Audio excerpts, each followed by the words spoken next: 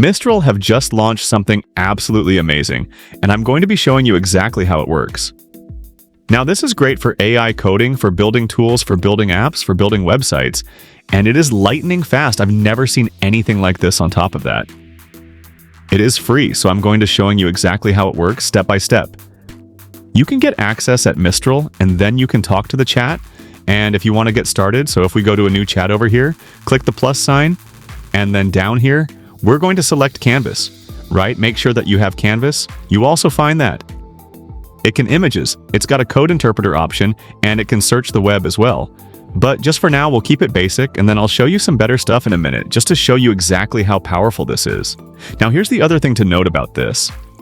They've just launched a web app, and what that means is that you can now build these tools, not just on your laptop, not just with APIs, and you can get a free API. I'll also show you that later, but also just on your phone, you can build Snake if you wanted to, which is pretty crazy when you think about it. So we got the Snake game ready to go here. As you can see, that's working fairly well. Let's test this out now. So we're playing Snake right here, absolutely living the dream. It's working beautifully. Boom shakalaka. Now here's the other thing as well, right? If we go onto ChatGPT and we go into o3 Mini, we can just use the latest model. Right? This just came out a few days ago. It's a groundbreaking release from ChatGPT. But if we say the same thing, which is build a Snake game in Canvas number 1, it's going to take a lot longer.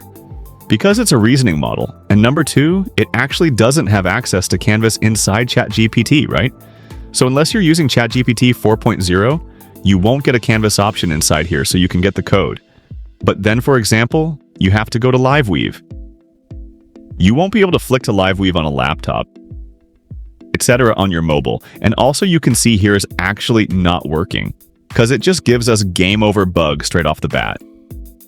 So that's the latest release from ChatGPT 3 Mini, which is paid. And this is the latest version from Mistral, which is free.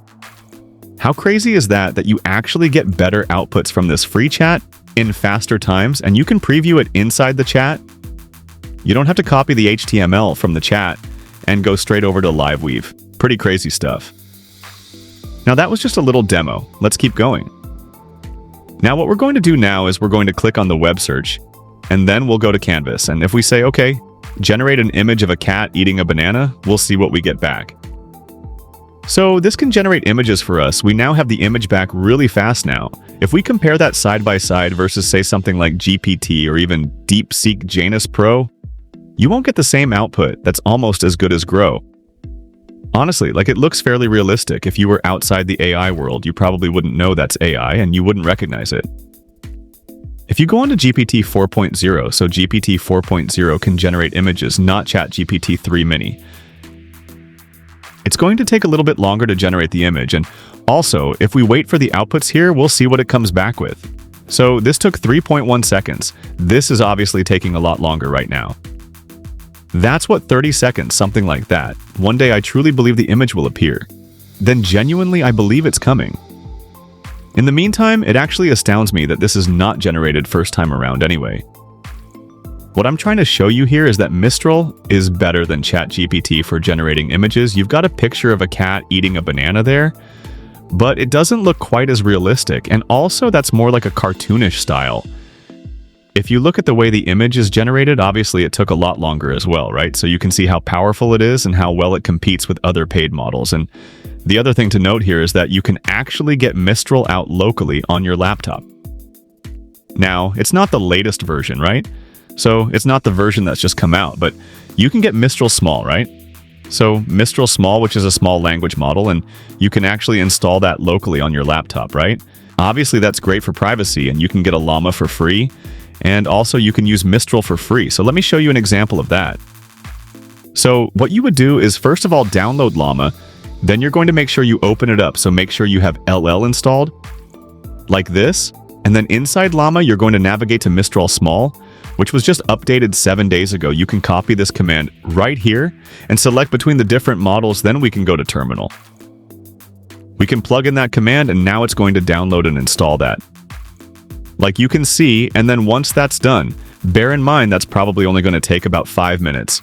We can actually use this model offline locally privately, and it's just so much easier right now.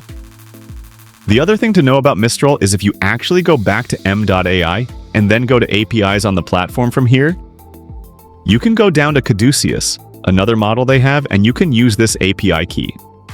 Right here, you can just grab a free API key right here and then plug it into your favorite coding tool. So for example, you could use it on Visual Studio Code, etc. It's pretty easy to implement. So to do that, number one, grab your API key. Then once you've done that, you're going to make sure you download Visual Studio Code. Visual Studio Code is free to download. Then, once you've downloaded the Visual Studio Code and installed it, you can use tools, for example, like Cine and Client will help you set these up. So if you go to Extensions, type in Cine install. Client is completely free, so Visual Studio Code is free. The API key from Mistral is free, and Client is free as well. Once you've done that, then go to Settings, then select Mistral Provider. Plug in your API key, and then plug in your model, right? So it'd be Caduceus latest if you're using the free Caduceus API. Once you've done that, then you're going to go back to Cine, click Done.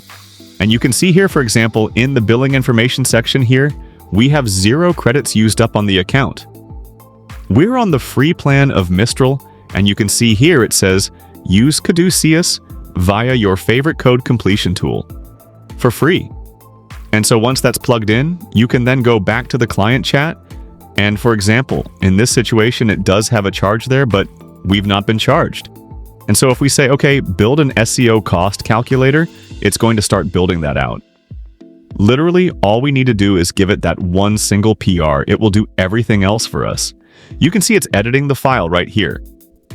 I also have auto approve switched on, so you can just edit the whole project for us. And it's super fast as well, so you can see it's already completed. And if we click on Run command, that will open up the calculator Boom Shack.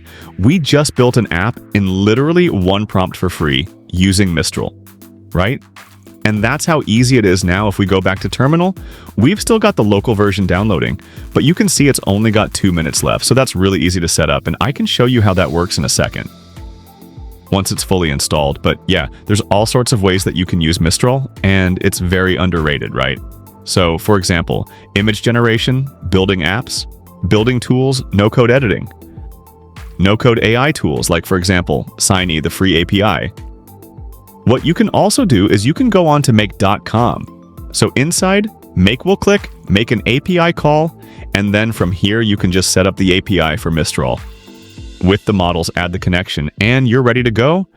And then you would delete the open router module, you plug that in the middle, so let's unlink that, plug that in. And then you can set up Mistral so that it connects and, creates content for you, post on social media for you or whatever you want, right? Pretty easy to set up because you've got a free API from Mistral. It's incredibly powerful. So inside this module, we're going to add a new module now. And what we're actually going to select is not Mistral.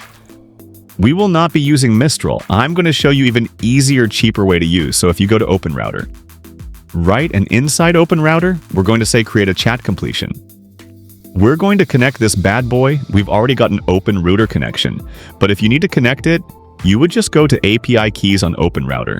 So you go to openrouter.ai, then in the top, right over here, you're going to select keys inside here.